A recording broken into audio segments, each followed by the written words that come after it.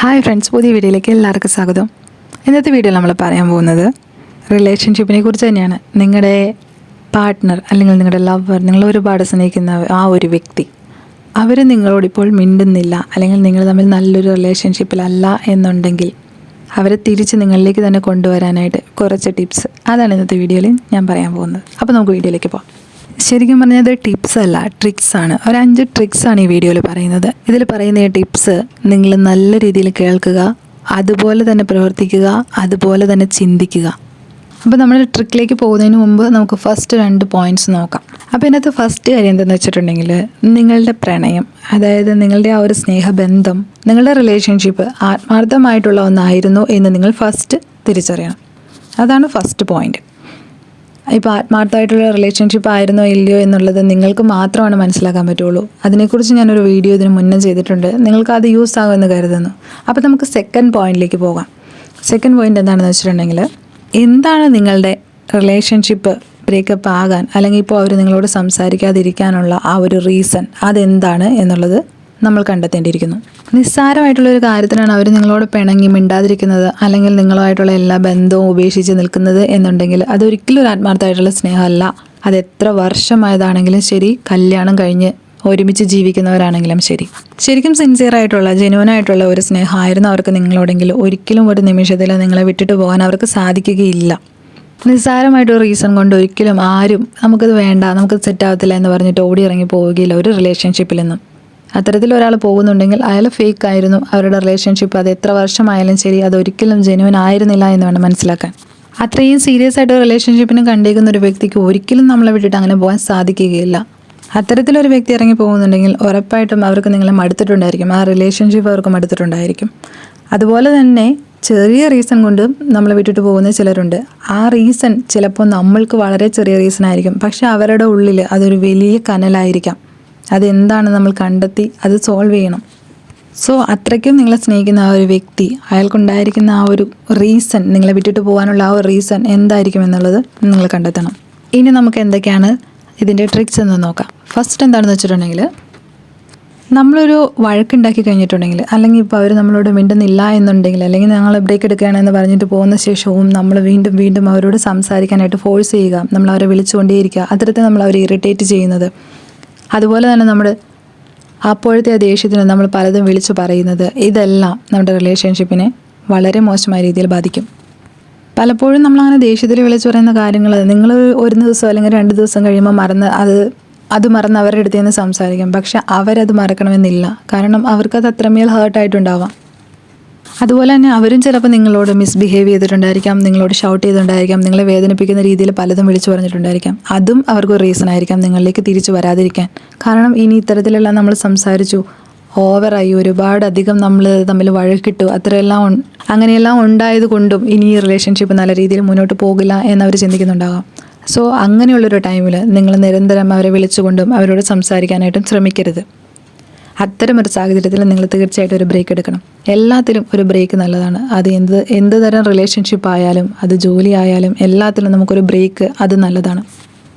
അടുത്ത എന്താണെന്ന് നോക്കിയിട്ടുണ്ടെങ്കിൽ, നമ്മുടെ നമ്പർ ചിലപ്പോൾ അവർ ബ്ലോക്ക് ചെയ്ത് വെച്ചേക്കുമായിരിക്കും. പക്ഷേ എങ്കിലും നിങ്ങൾ തമ്മിലുള്ള ഏറ്റവും ഒരു ബെസ്റ്റ് ആയിട്ടുള്ളൊരു മൊമെൻറ്റ്, അത് നിങ്ങൾക്ക് പ്രൊഫൈൽ പിക്ചറായിട്ട് ഇടാനുള്ള സ്വാതന്ത്ര്യം ഉണ്ടെങ്കിൽ നിങ്ങൾക്ക് അതിടാം. അല്ലെങ്കിൽ അവർക്ക് ഏറ്റവും ഇഷ്ടപ്പെട്ട ഒരു പിക്ചർ, ഒരു സെൽഫി, അത് ചിലപ്പോൾ അവരെടുത്ത ഫോട്ടോ കൂടി ആയിരിക്കാം, അവർക്ക് ഏറ്റവും ഇഷ്ടപ്പെട്ടതാണെന്ന് നിങ്ങൾക്ക് അറിയാവുന്ന ഒന്ന് നിങ്ങൾക്ക് നിങ്ങളുടെ പ്രൊഫൈൽ പിക്ചറായിട്ട് ഇടാം. ചിലപ്പോൾ നിങ്ങൾ ചിന്തിക്കും, അവർ നമ്മളെ നമ്പർ ബ്ലോക്ക് ചെയ്തേക്കുക, പിന്നെ എങ്ങനെ അവർ കാണുന്നതെന്ന്. നിങ്ങളെ ഇഷ്ടപ്പെടുന്ന ഒരു വ്യക്തി നിങ്ങളോട് വഴക്കിട്ട് അവർ നിങ്ങളെ ബ്ലോക്ക് ചെയ്തിരിക്കുകയാണെങ്കിൽ തീർച്ചയായിട്ടും അവർക്ക് നിങ്ങളോടുള്ള ഇഷ്ടം ഉള്ളിലുണ്ടാകും. അവർ തീർച്ചയായിട്ടും അൺബ്ലോക്ക് ചെയ്ത് നിങ്ങളുടെ പ്രൊഫൈൽ പിക്ചർ ചെക്ക് ചെയ്യാനുള്ള സാധ്യത വളരെയേറെയാണ്. അതുകൊണ്ട് തന്നെ നിങ്ങളത് ചേഞ്ച് ചെയ്യുക. അവർ തീർച്ചയായിട്ടും അത് കാണാനുള്ള സാധ്യത കൂടുതലാണ്. അത്തരത്തിൽ അവർ നിങ്ങളിലേക്ക് തിരിച്ചു വരാനുള്ള സാധ്യതയും കൂടുതലാണ്. സോ ഇത് നമുക്കൊന്ന് ട്രൈ ചെയ്ത് നോക്കാം. അടുത്ത എന്താണെന്ന് നോക്കിയിട്ടുണ്ടെങ്കിൽ, നിങ്ങൾ ചെറുതായിട്ട് നിങ്ങളുടെ ഒരു നോർമൽ ഫ്രണ്ടുമായിട്ടുള്ള ഒരു നോർമൽ സെൽഫി, കൂടുതൽ അറ്റാച്ച്ഡ് ആയിട്ടുള്ളതല്ല, അത്തരത്തിലുള്ളൊരു സെൽഫി, അതിപ്പോൾ മെയിലാണ് വെക്കുന്നതെങ്കിൽ ഫീമെയിൽ ഫ്രണ്ടിൻ്റെ കൂടെ, അല്ലെങ്കിൽ ഫീമെയിലാണ്, നിങ്ങളൊരു പെണ്ണാണെങ്കിൽ നിങ്ങളൊരു ആൺ സുഹൃത്തിൻ്റെ കൂടെയുള്ളൊരു സെൽഫി, അതും വളരെ നോർമലായിട്ടുള്ള ഒരു സെൽഫി നിങ്ങൾ പ്രൊഫൈൽ പിക്ചർ വെക്കുകയോ സ്റ്റാറ്റസ് ഇടുകയോ ഏതെങ്കിലും ഒരു രീതിയിൽ അവരത് കാണാൻ ഇടവരുന്ന രീതിയിൽ നിങ്ങൾക്ക് വെക്കാവുന്നതാണ്. അത് അവരിൽ ചെറിയൊരു പൊസസീവ്നെസ് ഉണ്ടാക്കാനും നിങ്ങളെ അവർക്ക് നഷ്ടപ്പെടുമോ എന്നുള്ളൊരു ഭയം ഉണ്ടാക്കാനും, അതുപോലെ തന്നെ ചിലപ്പം അവർ നിങ്ങളെ വല്ല ഫേക്ക് ഐ ഡി എന്നൊക്കെ വാച്ച് ചെയ്യുന്നുണ്ടായിരിക്കാം. അപ്പോൾ നിങ്ങളുടെ അപ്ഡേഷൻസ് എന്തൊക്കെയാണെന്ന് അവർ അറിയാൻ ശ്രമിക്കുന്നുണ്ടാകും. അങ്ങനെ അവരത് അറിയുമ്പോൾ, അവരത് കാണുമ്പോൾ അവരിൽ ചെറിയൊരു പൊസസീവ്നെസ് ഉണ്ടാവാനുള്ള സാധ്യതയുണ്ട്. അവർ നിങ്ങളിലേക്ക് തിരിച്ചു വരാനുള്ള സാധ്യതയുണ്ട്. ചിലപ്പോൾ അതിനൊരു റിപ്ലൈ മെസ്സേജ് ആയിട്ടോ അല്ലെങ്കിൽ നിങ്ങൾക്കൊരു ഹായ് ആയിട്ടോ എന്തെങ്കിലുമൊക്കെ രീതിയിൽ നിങ്ങളെ കോൺടാക്റ്റ് ചെയ്യാൻ ശ്രമിക്കാനുള്ള സാധ്യതകൾ കൂടുതലാണ്. ഇപ്പോൾ നിങ്ങൾക്കൊരു സംശയം തോന്നും, അവർ നമ്മുടെ ഐ ഡിയൊക്കെ നോക്കുമോ, അവർ നമ്മുടെ സ്റ്റോറിയൊക്കെ നോക്കുമോ, നമ്മുടെ പ്രൊഫൈൽ പിക്ചർ ചെക്ക് ചെയ്യാനുള്ള സാധ്യതയുണ്ടോ എന്ന്. പക്ഷേ എന്നും കൂടെ ഉണ്ടായിരുന്ന ഒരു വ്യക്തി അത് അവർ വേണ്ടെന്ന് വെച്ചാൽ പോലും ഏതെങ്കിലും ഒരു സമയത്ത് അവർ നിങ്ങളെക്കുറിച്ച് ചിന്തിക്കും. അവർക്ക് നിങ്ങളെ കാണാൻ തോന്നും. അവർ തീർച്ചയായും പ്രൊഫൈൽ പിക്ചറോ അല്ലെങ്കിൽ നിങ്ങളറിയാതെ നിങ്ങളുടെ ഇൻസ്റ്റ ഐ ഡിയോ ഫേസ്ബുക്കോ എന്തെങ്കിലുമൊക്കെ സെർച്ച് ചെയ്യാനും നിങ്ങളുടെ ഫോട്ടോസ് കാണാനും നിങ്ങൾ എന്ത് ചെയ്യുന്നു എന്ന് അറിയാനായിട്ടും അവർ ശ്രമിക്കും. അത്തരം സാഹചര്യങ്ങളിൽ നിങ്ങൾ വേറൊരാളുടെ കൂടെയുള്ളൊരു പിക്ചർ കാണുമ്പോൾ ആ വ്യക്തി നമ്മൾക്ക് നഷ്ടപ്പെട്ടു എന്നുള്ളൊരു പൊസസീവ്നെസ് അല്ലെങ്കിൽ അത്തരത്തിലൊരു വിഷമം അവരുടെ ഉള്ളിലുണ്ടാകും. അത് തിരിച്ച് നിങ്ങളെ കോൺടാക്റ്റ് ചെയ്യാനുള്ള ഒരു റീസൺ ആവാനുള്ള സാധ്യതയുണ്ട്. അടുത്ത ട്രിക്ക് എന്താണെന്ന് വെച്ചിട്ടുണ്ടെങ്കിൽ, നിങ്ങൾ കുറച്ച് ലേറ്റസ്റ്റ് പിക്ചേഴ്സൊക്കെ എല്ലായിടത്തും അപ്ലോഡ് ചെയ്യുക. അതായത് FBയിലും ഇൻസ്റ്റയിലും അത്തരത്തിലുള്ള എല്ലാ സോഷ്യൽ മീഡിയ പ്ലാറ്റ്ഫോമിലും നിങ്ങളുള്ള എല്ലായിടത്തും അവർ നിങ്ങളെ കാണുമെന്ന് നിങ്ങൾക്ക് ഉറപ്പുള്ള എല്ലായിടത്തും പുതിയ പുതിയ കുറച്ച് ഡ്രസ്സസിൽ പുതിയ പുതിയ കുറച്ച് പിക്ചേഴ്സ് അത്തരത്തിലുള്ളതെല്ലാം നിങ്ങൾ അപ്ലോഡ് ചെയ്യുക.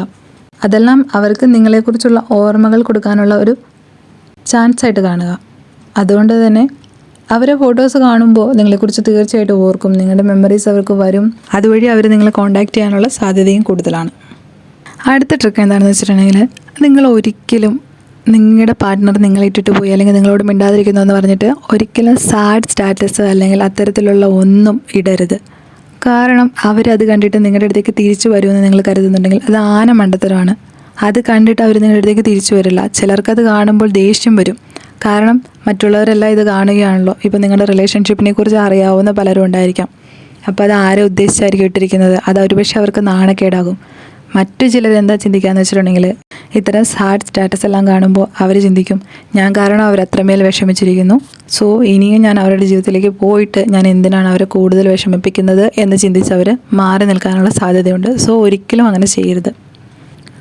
എന്നാൽ ഇങ്ങനെ ചെയ്യുന്നതിന് പകരം നിങ്ങൾ എന്താ ചെയ്യേണ്ടതെന്ന് വെച്ചിട്ടുണ്ടെങ്കിൽ, നിങ്ങളുടെ കുറച്ച് ഹാപ്പി മൊമെൻറ്റ്സ്, അതിപ്പോൾ ചിലപ്പോൾ നിങ്ങളൊരു ഫുഡ് കഴിക്കാൻ പോകുന്നതോ, ഒരു ചെറിയ ഔട്ടിങ്ങോ, ഒരു ഡ്രസ്സ് എടുക്കാൻ പോകുന്നതോ, ഫ്രണ്ടിൻ്റെ കൂടെ ഒന്ന് പുറത്ത് നടക്കാൻ പോകുന്നതോ, എന്ത് തന്നെ ആയിക്കോട്ടെ, അത്തരത്തിലുള്ള ചെറിയ ഔട്ടിങ്സ്, ചെറിയ ചെറിയ ഹാപ്പിനെസ് മൊമെൻറ്റ്, ചെറിയ ചെറിയ ഹാപ്പി മൊമെൻറ്റ്സ്, അതെല്ലാം ചെറിയൊരു ക്ലിക്കായിട്ട് നിങ്ങൾ ഷെയർ ചെയ്യുക. അവരത് കാണുകയും നിങ്ങളുടെ ആ ഹാപ്പി മൊമെൻറ്റ്സ് നിങ്ങൾ എൻജോയ് ചെയ്യുന്നത് അവർ കാണുകയും നിങ്ങൾ വളരെ ഹാപ്പി ആയിട്ടിരിക്കുന്നു എന്നുള്ളത് അവർ മനസ്സിലാക്കുകയും ചെയ്യും.